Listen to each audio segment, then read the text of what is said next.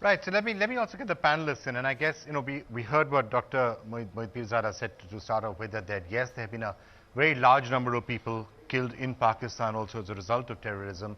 But then also we heard from Amrullah Saleh and others saying that, but a lot of the problems actually originate in Pakistan, and that, Dr. Swamy, as I come to you, is a view that many in India also express, that yes, Pakistan is now also paying the penalty or paying the price for terrorism, but a lot of the origins were there. So it's a bit like somebody lighting a match to set a neighbor's house on fire, and then the fire coming back and affecting you. That's the way I've heard you and others also expressing it in the past.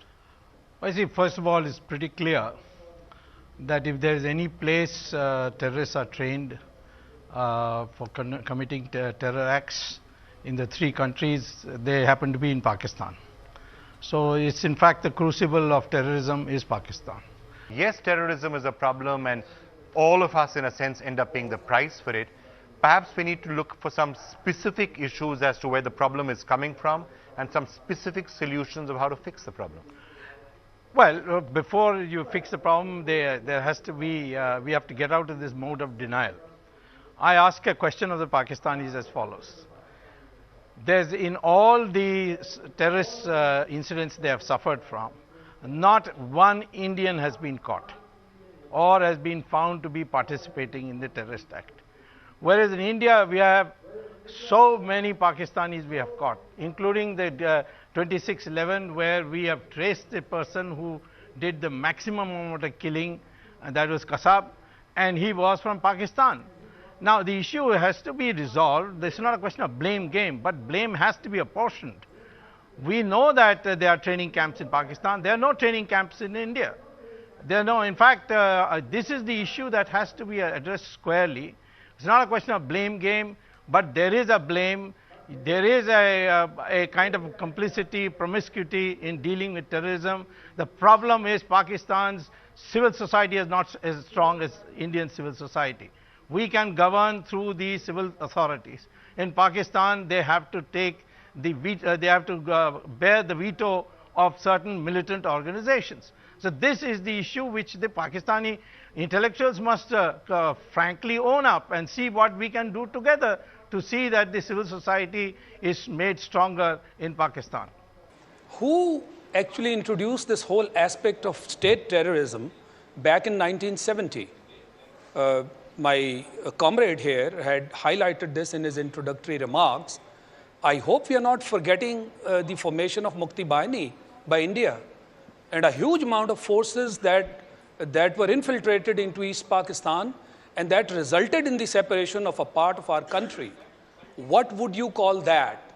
Don't you think that there is genesis of the whole problem of terrorism back in the era of 1970? And let me move forward. Your own ex-army chief, V.K. Singh, and this is in his book, I'm quoting it.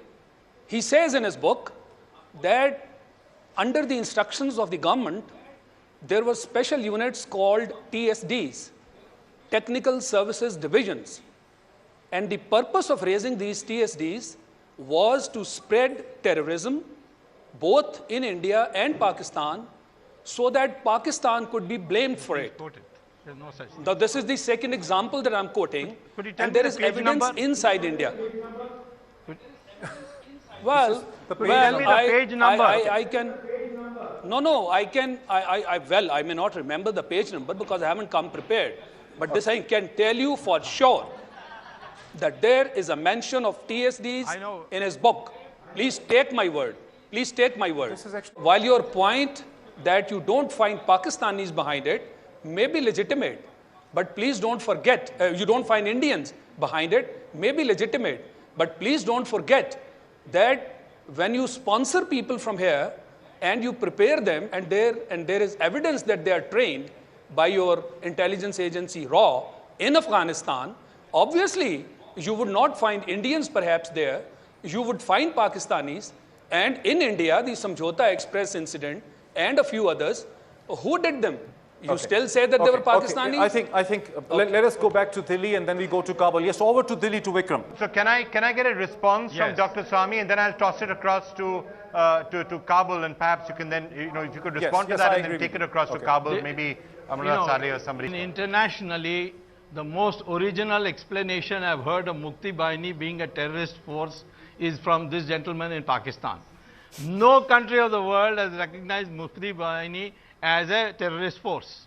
Now, of course, it was unfortunate for Pakistan because it broke up into two, thanks to the Mukti Bahini, and that because they drove a crore of people across the border to India, out of which the Mukti Bahini was born, and they went back to Bangladesh to create Bangladesh. Now, therefore, please tell me, is there any authority in the world which has declared Mukti Bahini as a terrorist force? The answer is no.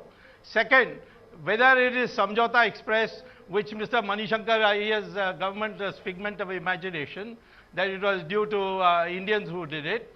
That's a question which in the courts of law have found no takers. In fact, the United Nations declared responsible for the Samjhauta Express, and that resolution of the United Nations still stands, that it was LT. Finally, let me say, the issue is, if these Indians are the sponsors of terrorism, there must be some evidence that Pakistan should give to India. There's not one evidence of India sponsoring any terrorism except vague allegations being made. Whereas we can give concrete examples of Pakistanis trained in Pakistan and engaging in terrorist actions. We have to take a call, and our call is not what the Congress call is. We think that this matter has to begin by people understanding what the reality.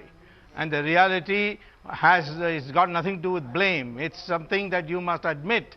If we have been responsible for any terrorism in Pakistan, they should give us evidence, and I would think that this would be proper for India to admit it. But I have not seen so far any evidence coming from Pakistan on this, except to quote American authors. And I can quote other American authors who say that Pakistan is a basket case. It is a fulcrum of or a crucible for terrorism, all kinds of things.